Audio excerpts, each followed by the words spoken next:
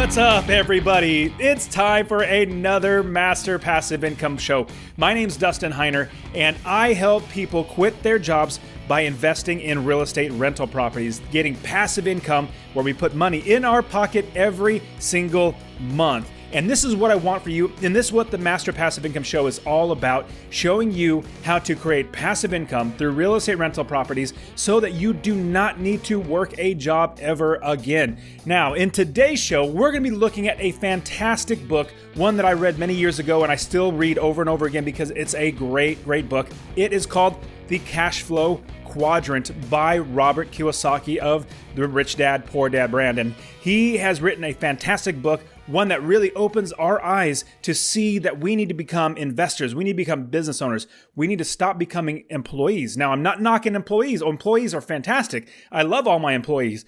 But we as investors need to be on the right side of the quadrant where we are making money and providing jobs for other people.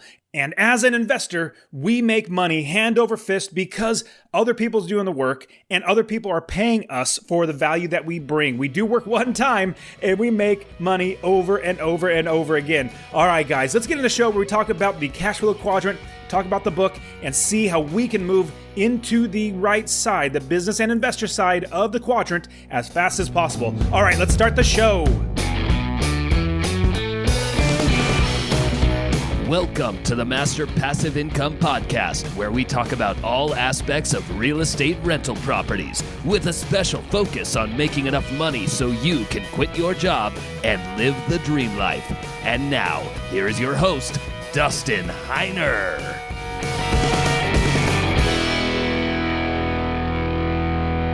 Hey, I got a question for you. Why are you so awesome? I mean, seriously, why are you awesome? I really appreciate you guys. And the reason why I think you're awesome is you're here with me every single week listening to the podcast, and you're changing your life with real estate rental properties. You are on the path to changing your life, living the dream life, not needing to have work, not needing to have worry about bills anymore, being able to do whatever you want, go wherever you want, and really just live your life the way you want to live it. And this is what I want to help you do with your investing in real estate. Now, I started when I was 27 years old. Yeah. And about 10 years later, I quit my job and I'm now 40. I just turned 40. So I'm 40 years old now. I quit my job when I was 37 years old. It was super awesome walking out the door and never having to look back again. And I will literally never have a job again because I own real estate rental properties. And again, this is what I want for you. You're awesome because you're here with me and you're wanting to change your life. You're saying, I'm going to get past all these naysayers, all the things that have been telling me, like, you have to get a good career, you have to get this good job and work in it forever, like 40 years and then eventually retire. That's not for guys and gals like us. There's not for people like us, investors like us who are smart. Now, today we're going to be talking about the cash flow quadrant. Before we do, I want to share something that I read. I read an article online about a man. He thought he was buying a villa, a $177,000 villa in Florida. And so he says, man, I got a screaming deal. I got a $177,000 villa in Florida for only $9,100. And he believes now that he was scammed. Well, if it's too good to be true, in my opinion, it probably is. And in this guy's case, it was absolutely true. So he thought he was buying a villa for $9,100. And what he actually bought was a 1 foot by 100 foot strip of land. And this strip of land, it's basically just separating two condos. So imagine if you have like a duplex and there's on the right side, there is an entry to one, and then on the left side, there's an entry into another. And in the show notes, I'll put this image and the link to this article. It's hilarious. Oh, it's actually, I kind of feel bad for the dude, but hey, if you do the business wrong, you're not going to do you're going to do it wrong and lose money. But so if you want to go to the podcast show notes, go to masterpassiveincome.com/67. This is the 67th podcast episode, and you're going to see everything that we talk about today and everything about what I'm talking about right now. The image that shows you basically see two driveways that go up to the garage, two different garages for two different parts.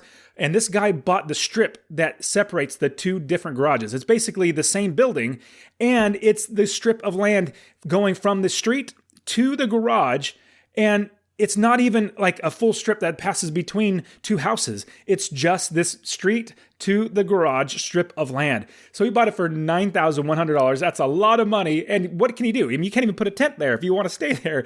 And so basically he did the business wrong. He didn't know how to actually invest. And he just thought, you know what? Hey, it's a good deal. I'm going to buy oceanfront property in Arizona. I think, hey, yeah, I'm pretty sure there's oceanfront property in Arizona, something like this. And so he says he was being deceived. Well, you're stupid if you think that you can buy a $200,000 villa for $9,000. There's something wrong. Now, I've almost been duped many times by people that, hey, I'm selling this car. There was one time I was actually buying a car on Craigslist, and I wanted to buy a car, and I was going to go drive out to see the car, and it was like a $15,000 car. They're trying to sell it for $8,000. It's need to get rid of it. And so I was literally driving on my way to go there. It was like a 30 miles away drive to get there. And I started, in the back of my mind, things started coming up like, this is too good to be true. This is, could be a scam, and you're driving 30 miles and all that sort of stuff. And so I literally called, instead of texting, I called and said, hey, can I come see it? And then I called again, and nobody was answering. And so red flags started popping up, and I was like, oh man, this is probably bad. So I pulled over, called again, nobody's answering.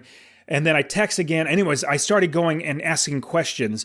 And I've found that for me, when a yellow flag starts popping up, red flags jump even faster. A friend of mine said, all yellow lights turn to red. And I'm like, yeah, that's actually a good point. Like if you have in your mind, as you're investing, as really you're doing anything in life, if you start having these yellow flags start popping up in your mind, like, oh, there's a problem here, there's a problem there.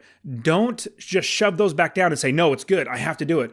Listen to those, listen to your gut, listen to what your subconscious is telling you. Like, man, it just doesn't feel right.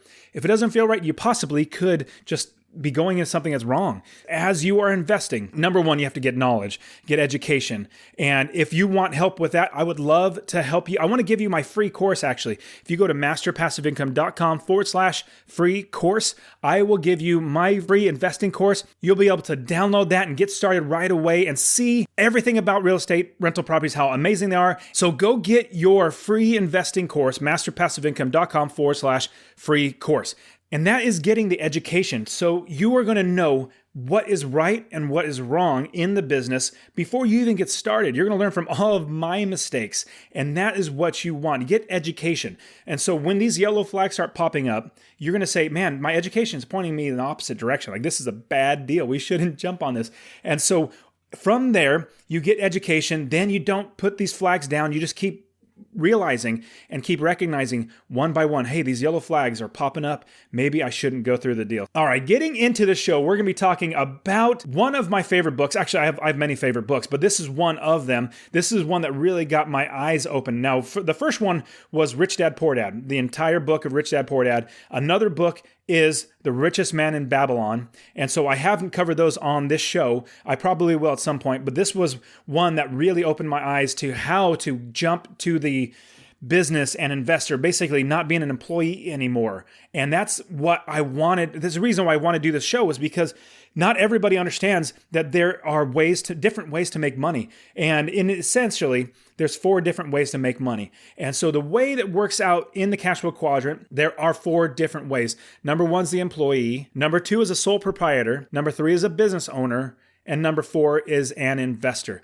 Now, I'm going to start off with the main takeaway that I got from this book, reading this many years ago, the very, very main takeaway that I got. And the biggest takeaway that I got was that I need to move from the left side of the quadrant, which is the employee and sole proprietor side, to the right side of the quadrant, which is the business owner and investor side, as fast as possible. I just need to stop making money for somebody else and only getting paid for that hour that I work for them. The biggest takeaway is I need to move as fast as I can to the business and investor side of the quadrant. So now, again, inside the show notes, you're going to see the quadrant. You're going to see everything as written out. So this is what I want you to do. In your mind, close your eyes. Well, if you're driving right now, don't close your eyes. But in your mind, imagine a plus symbol, up and down, left and right lines that are crossing each other. That's a quadrant. Enlarge it just a little bit, make it a little bit bigger. And in the top left-hand corner, inside that plus symbol, there's an E, and that stands for employee. That's the left-hand side. That's where you're actively making money and you're actively working hard every single day, hour by hour, making money. Now, that's the upper left-hand side. That's the E, the employee side. The bottom left is the S, the self-employed side. You still have to actively work in order to make money. So on the left-hand side is the employees on the top left and self-employed on the bottom left. And then on the right side, you have the passive way to make money. And the top right is the business owner. That's the way that somebody starts a business and then gets investors and gets employees and they build a big business. And on the bottom right-hand side is an investor. That is the right side of the quadrant has business on top, and the bottom right has investors on the bottom right. Now, 95% of the population is in the employee and self-employed side, which is not bad. I'm not knocking being an employee at all. I absolutely love employees. I love having people do the work that I don't want to do. They love doing it, or they are going to do it, and I pay them well to do it. So that's an employee. Next one would be self-employed. So self-employed is just like being an employee, but you own your job as opposed to you have somebody else giving you a job. Now on the right side, that's the passive. Like I said, that's the business owner. Those are the ones that actually employ, 1, 2, 3, 4, 5 people or more. And investors are like us, that we invest in rental properties, and they are the ones that do the work, or the rental property does the work for us. Now, as we're going through the Cashflow Quadrant, it's really, the whole book is about teaching us how to get from one side to the other and understanding really the differences between the two. Now, when I first started in the business section of the Cashflow Quadrant, I started a retail business. I was an employee. I was also even a sole proprietor where I had my own graphic and website design company. I even had a skateboard manufacturing company that I did all the work, and I sold skateboards. I even did that as well. I sold newspapers when I was younger. So I was in a sole proprietor, but I realized that I wanted to jump to the B and I side very quickly. So I did two things rather, at the same time. One was starting a business. I started a retail establishment. It was basically a convenience store. We sold pizza. It was in a downtown Fresno area. And the business was called Downtown Express. And so that was my first attempt to jump into the B&I side. And even though I've had other businesses, this was one that I had employees. I had other people doing the work. Now, for the first couple of years, it was going well. I started the business in 2007, and that was, as the market was like getting to the very top of the pinnacle of everything being good in the market. And then 2008 happened and 2009 happened, and my profits went to the tank. And so instead of making money, we were losing money. Praise the Lord, I was able to sell the business to a sole proprietor, somebody who was just working in there on his own, which that is what that business needed. It needed a sole proprietor. I was paying employees, so all my money was going to employees. If somebody just worked in there on their own, which is what he did, and I believe that's the right way to go for that business. So the economy crashed, and so there I was gone with my business side. But at the same time, I realized, I want to jump into the B and I, not just the B side, but the B and I side of the quadrant on the right side, becoming a business owner and an investor. So I took all of the money that my wife and I had, and we bought our first rental property. And that first rental property, it rented for $550 a month, and it cash flowed after all the expenses about $450 a month. It was amazing. I was like, well, I have a business where I have to put so much work and effort into this business. The convenience store and pizzeria, there's so much work that I had to do, and I'm losing money, but there's so little that I have to do with my rental properties. Like I literally work 30 minutes a month just like reviewing the statements, and I make a ton of money. Let me think. Go with one that I have to work a lot and make very little, or not work at all and make a lot. Well, it was easy. So after 6 years, I owned 19 rental properties that made me $9,500 a month in gross rents. Can you believe that? In 6 years, I just kept building the business and kept building the business. Even after my convenience store was gone, I kept buying more and more properties. And even though it was the easiest way to make money, and what is great about real estate is that even though the cash flow was $9,500 of gross rents coming in. That was great. But at the same time, rental properties make us money 6 different ways. It's not just the passive income. It's equity capture. It's forced appreciation. It's market appreciation.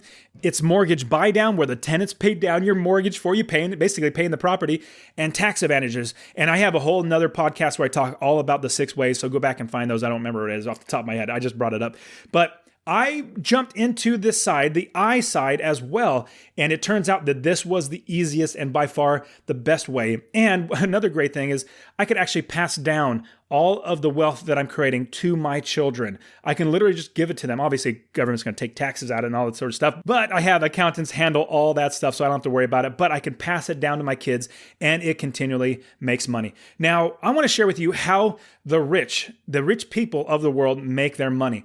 Now, the rich invest in companies that make a profit for their business. And once that business makes enough money, they go to the stock market and sell their shares, basically parts of the company or ownership of the company, to anyone. And these shares are sold at a certain price. So here's basically how it works out. First, the day the company is created, there are shares created for the company, and they're basically worth nothing. They're just a piece of paper showing the total equity of the company. Imagine if you had a company and you had 100 shares. Well, there are 100 pieces of paper, but they're shares, but since the company's not making any money, nobody's going to pay you any money for that share.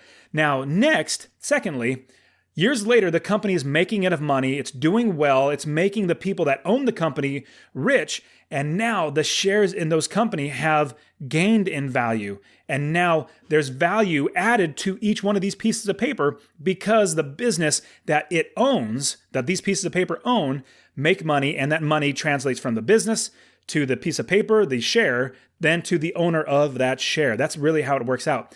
Next, the rich sell shares of their company, thousands of shares at a time, maybe even millions of shares at a time, to poor people just like us to make money for themselves. They sell portions of their business to other people like us, but they keep the majority of it for themselves. So they just sell little bits of it, and they pay a lot of money. Now, lastly, what was once worth nothing is now worth, it's basically selling for $40, $50, $60 or more per share. Now, take a look at Facebook. Facebook started, just as a thought, some guy in his dorm room made it. And then from Facebook, he started the business, continued to build the business, and started getting investors on, and people started putting money in, making the business bigger and stronger. And here's what happened. They sold their shares starting at $38 a share, which at the time was a relatively high opening price for the starting of the selling of the shares for the IPO. Now, what happened was Facebook and its investors, at selling $38 a share, because they made so many shares, they literally made like millions and millions of shares so they can just sell as many as they can. They made $16 billion with that first offering. Just at the first day that they opened out, the IPO, they made $16 billion. Now, let me write that out to you, or let me spell it out. That's 16 000 000 000 $16 billion, and they didn't even sell the majority of the company. They sold maybe 10, 15, 20% of the company, and they made that much money. So what it comes down to is the rich create businesses, and the poor give them money to have them be fractional or partial, very tiny owners of that company. Now, don't hear what I'm not saying. I'm not saying that shares in companies are worth nothing, just even though they're just pieces of paper, but actually owning part of the company is what makes us wealthy. And instead of buying shares in a company like Facebook, which isn't bad, why not develop your own business? Why not build your own business so you are making all of that money? And if you ever want to do an IPO, you are the one, like Facebook, making $16 billion in revenue or in offerings from people buying your shares. Why not do that? I would personally much rather do that. Now, not all of us are going to create the next Facebook. I know that I will not. I'm not that creative, but I love investing in real estate rental properties. And the business that I have, it generates money for me, and I am the sole owner. If I eventually wanted to sell off some shares, I actually could, but I'm not going to because it just makes me all that money. There is so much great information in this book, but there are two things that I'm going to focus on for the rest of this podcast. Number one is the 5 level of investors, and then number 2 is going to be the rest of the cash flow quadrant itself. Now, the 5 levels of investors, now these are not the business owners. Business owners are like we talked about. They create a business, hire employees, raise capital, and then sell it off, in an IPO. Or they just keep the business running for themselves and making money. Now, the investor, that's people like us. We are the ones that are the investors. Now, level number 1 of the 5 levels of investors is the zero financial intelligence level. Now, these investors, I'm sorry, I chuckled, but I was absolutely there when I first started. I had no clue what I was doing. I did everything wrong and I lost a lot of money. Now, I don't want you to do that. I want you to learn, just like, listen to this podcast. You're going to learn a ton. But from zero financial intelligence level, that basically is where people don't have any investing knowledge. They do not have any information, and the majority of the public is in this position. They live paycheck to paycheck, working a just over broke job, J-O-B, just over broke. They're living paycheck to paycheck. They don't have any understanding on how to be financially intelligent or financially capable to manage their finances and invest. Even though these people may know in principle that they should invest their money. They might have been taught, hey, buy a stock or buy a mutual fund. They don't know, and they don't have any money to invest because they're living paycheck to paycheck. They're also accumulating debt. They're living above their means and really never getting ahead. And they're realizing, hey, this is my lot in life. Well, I'm going to tell you right now, if you are in this position, if you are zero financial intelligence level, you do not need to stay there. That is something that education and knowledge will get you absolutely out of it. You do not need to stay there. So if you are listening to this and you are in this level, number 1, get out of there as fast as possible. Keep listening to this podcast, reading books, going, if you want coaching, if you want courses, I have all that stuff for you as well. Go to my website, masterpassiveincome.com. Check it all out there. I want to help you get past this. Now, level number 2. Savers are losers level. Now, this is his words for each one of these in the title. So savers are losers level. Now, these investors believe in saving their money and investing it in a savings account, not necessarily putting it under their bed.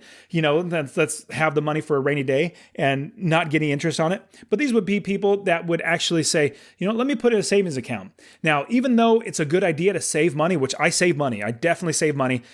I then invest that money. But anyways, it's a great idea to save money. It is not a good idea to save as a way of investing. Like save your money, put it into a savings account and make money, a little bit of money in order to invest. That's not savings. All the money this investor of this level saves is eaten away by inflation. And if it's left in a regular savings account, they're basically making 0.001% return on a banking account, savings account. I went to Chase Bank. It was probably about 3 years ago. I went to Chase Bank and I was going to open up a new business banking account. They said, hey, do you want a savings account as well? I said, well, how much do I earn? And they said, oh, let me pull up the sheet and blah, blah. They go through all this stuff. And there's a little dot. It says 0.001% return. I said, that is ridiculous. That's nothing. And so inflation itself is on average 3% every single year. That means the dollar value, if you had $1, it's worth 3% less next year than it is this year because inflation, prices of everything goes up. And so you don't have as much money to spend. So just from inflation alone, the savings investor loses 3% of their spending power each and every single year. Now, imagine this. If you put $100,000, you worked really, really hard, you saved up $100,000, and you put it into a savings account at Chase Bank that gives you 0.001% return. I laugh because there's another bank account that I would give you. Go to masterpassiveincome.com/bank. Right now, I think it's like 2.5%. No, this is 0.001 at Chase percent. This is 2.50% return on your money. So go to masterpassiveincome.com/bank. This is where I keep my money. I just want to make sure I want you to get past these levels. And I'm giving you tips as we go. So a big tip, go to masterpassiveincome.com/bank, get your money saved there. This is where I save my money. But imagine you had $100,000 in this savings account. Next year, if you didn't do anything with it, just because of inflation, it has $97,000 in spending power the next year. Not that it's decreased from $100,000 to $97,000. It's that same $100,000 can only buy $97,000 worth of goods as it was the previous year. So you're basically, the value, dollar value is getting lower. The actual spending power gets lower and lower. Oh man. Okay, let's move on. Level number 3, the I'm too busy level. Now again, this is Robert Kiyosaki's titles, the I'm too busy level. Now the investor at this level is too busy to learn how to invest. Many are highly educated but do not find the need or desire to invest their money. They're like, man, I just keep making money, but I don't want to do it myself. Now at this level, the investor is fine to put all their money in a 401k, an IRA, mutual funds, and things like that. Even many investors who are very, very rich at this level do put their money in things like this because they don't want to take the time, like doctors and lawyers and things like that. They're like, my business is being a doctor or a lawyer or whatever, and I don't really want to focus on investing. So they put their money. I'm not saying this is bad. I'm just saying this is the way it is. Now, this is because their job makes them lots of money and they don't spend the time to learn how to invest better or to stop working a job. Now, after the crash of 2008, many people lost half of their wealth. Like the crash in 2008, 2009, they had, let's say they had $100,000 in the stock market. Well, it dropped to maybe $50,000 or $40,000. Like they literally got cut in half. Imagine how horrible that would be. Now, these stocks and mutual funds, they dropped well over half. Eventually, over time, they come back. But imagine losing all of your wealth. Like that's what in the Great Depression of the 1920s, they lost so much wealth and they had money and then they lost money because of the stock market. So if you put your money in the stock market, the next day it's gone. It can be gone. That's why I love real estate. Real estate's literally still there. People need a place to live. If people live in that area, somebody's going to rent from you and they're not going to be able to, just because the value of the price of the home goes, they're still going to need a place to rent and they're still going to be paying rent. I remember specifically a movie called Cinderella Man. It was about a boxer back in the 1920s with the whole Great Depression and everything. But if you watch part of the movie, when it got really, really rough, the thing that was consistent was bills. Your bills keep coming, like the electricity bill or the food bill or your rent. It always comes due. And I want to be the one that provides good housing and a good, adequate rent and provides that for the people. I don't want to be the one, oh man, all my stocks, all my money's gone because the stocks are gone now. Okay, moving on. The next level is the professional investor level. This is the do-it-yourself investor. Now, they have the knowledge and skill from years of investing and business experience, and that allows them to make money to live on while in this level. Like it helps them to make money. They will basically be a self-employed investor, which is not bad. It's actually really good. The mentality would be like a small business mindset. This is where the investor does everything himself in order to save money. I'll give you an example, like not hiring employees, basically saying, I can do it myself, so I'm going to save that money. Now, another one would be where she fixes all the problems in her own rental property because she wants to save money, or where he buys stocks through a discount broker and not knowing which one to actually buy, just thinking, oh, I saw an article in Forbes or I saw an article over here in New York Times or whatever. Let me just go on and buy the stock. And also, they have very little financial education. So it's basically, I'm trying to just jump into it myself. I'm going to do it myself. Now, the problem is you're going to lose money. I would personally rather be at this next level. Level number 5 is a capitalist level. And I consider myself a capitalist, even though I am not, I have a business. I have a good business. I have a couple good businesses. I'm not a huge company like McDonald's or Walmart or something like that. But I would consider myself a capitalist because what capitalists do, now I know I'm going to pause this really quick and say a lot of people, oh, I don't like capitalism. Well, I personally do. And here's the reason why. Number one, obviously it makes me money. That's a really good thing. But here's a big thing. It provides people jobs. People need to make money in order to live, to pay their rent, to pay their food, electricity bill, gas bill, all that sort of stuff.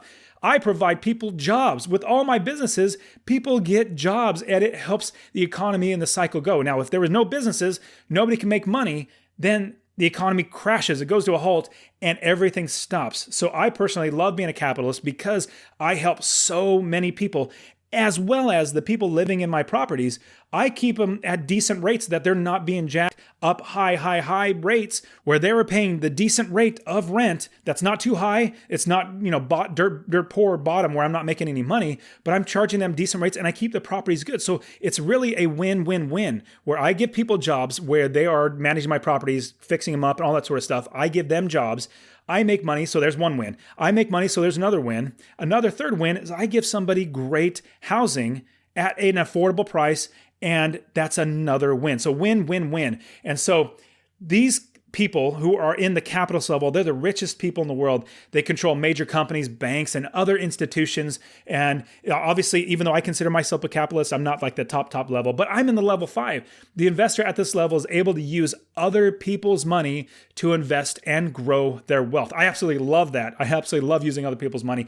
And I have a webinar. Actually, I'm going to pause this really quickly, and I'm giving you so many links. I apologize, in the description because it just comes to my brain. In the description, I'm going to put all these links to everything that I'm talking about in here. So click on that link in there. But I'm going to do a webinar coming up this Thursday. And even if you hear this after this is aired and it's already past Thursday, I'm going to be doing it again because it's such a popular webinar on how to use other people's money to invest in real estate. So this is the link I'm going to give you. And the link is still going to be active because I'm going to continually be doing this because it's so popular. It's masterpassiveincome.com/OPM webinar. OPM, like other people's money webinar, masterpassiveincome.com/OPM webinar. So go there and I will continually be doing this. So just sign up for the next time when I do the webinar. It probably might be like once a week or twice a week or something like that. Anyways, moving on. I want you to jump into this position where you're the capitalist level. And the way we can easily do it is if we buy one rental property. If we buy one rental property, get a property manager, contractors, realtors, and get one tenant in there, we're already a capitalist. We're already helping society. We're already making sure people have jobs. We're already making sure we're making money. We're also making sure people have good quality places to live. And I want to see you jump into this as quickly as possible. It's super easy. Again, go get my free course. I want you to take that. I want you to get started. There's a Facebook group, the Master Passive Income Community Facebook group. If you go to another link, I'm sorry, masterpassiveincome.com/group. Again, it'll be in the description. But if you go to masterpassiveincome.com/group, you can go and be a part of the free Facebook community. And one of the people inside there said, hey, because of Dustin, he just put this in there, literally, because of Dustin, I actually started my business. I bought my first property. We're building on to the next one. And he's just listening to the podcast, working with me, getting the course and everything. And so you guys go ahead and do that. Now, how to become a capitalist. This is something that is crucial. This is like, as you sum everything up, and this is what I want for you. I want to help you to become a capitalist. Now, you'll be able to learn how the Cashflow Quadrant works and how to make money. Now, here's really what it comes down to. There's a saying that a smart man learns from his mistakes, but a wise man learns from others' mistakes. I have made so many mistakes. Every single mistake in the book, I've made it and I've learned from it. Now, I want you to learn from my mistakes. That's why I have the podcast. That's why I have my articles. That's why I have my books, my courses, my coaching. So here's the big thing, the takeaway that I want you to help you to understand. Coaching is crucial. Coaching is absolutely crucial for everything that you're going to be doing when you're investing, because if you do it wrong, if you think you're buying a condo in Florida, when it comes out to be, it's actually a strip of land that you're not going to be able to use and you pay 10 grand for it, you're going to be out of luck. You're going to be out that $10,000. Nobody's going to want to buy that from you. You're going to have to sell it for maybe $5. Now, because you still got to pay taxes. You don't remember, you still got to pay taxes on that land. You own that land. You can't use it. You got to pay taxes on it. It's actually horrible. So coaching is crucial. And everything that I do is I help all of my students actually become investors, jump into this section, this quadrant where they are investors, buying that first property. And I want to help you out, and go get my free course and then learn as much as you can. If you want, oh my goodness, I'm going to give you another link, masterpassiveincome.com/coaching. If you want coaching, oh man, you know what? I apologize for all these links. But anyways, masterpassiveincome.com/coaching. Again, it'll be in the description. You can click on that button as well. I help so many people change their lives by buying that first property and then buying that next property. Now, for me, I used debt, other people's money, to buy 19 properties in 6 years. And then I just kept growing my business over and over and over again. And I just keep putting that money. Now, remember, here's the good thing that I want you to know. Good debt puts money into your pocket. Like if you get a loan to buy a rental property that makes you money, that's putting money in your pocket. That's good debt. Bad debt takes money out of your pocket every single month. Like if you buy a Tesla, if you have money to buy a Tesla, that's a lot of money that you could buy lots of properties with, but that takes money out of your pocket. If you get a loan on that car, that's bad debt. You're taking money out of your pocket. So we want to use good debt. And again, I have that webinar, masterpassiveincome.com/OPM webinar. Okay, again, I'm really sorry about all these links, but I want you to now implement everything we just talked about, where you're jumping from level to level, going from not knowing anything to becoming a starter, to becoming, getting into learning about how to invest, and eventually becoming a capitalist, like actually being in there. Now, lastly, as I talked about earlier, is you want to get to the passive income side, the right side of the cash flow quadrant, not the active side, which is the employee and self-employed. You basically, employee, you have one boss. Self-employed, you have many bosses. All your customers are your bosses. Passive side, you're a business owner. You hire people, you employ people, and you give good quality things to people that want to buy it from you, as well as you want to be an investor.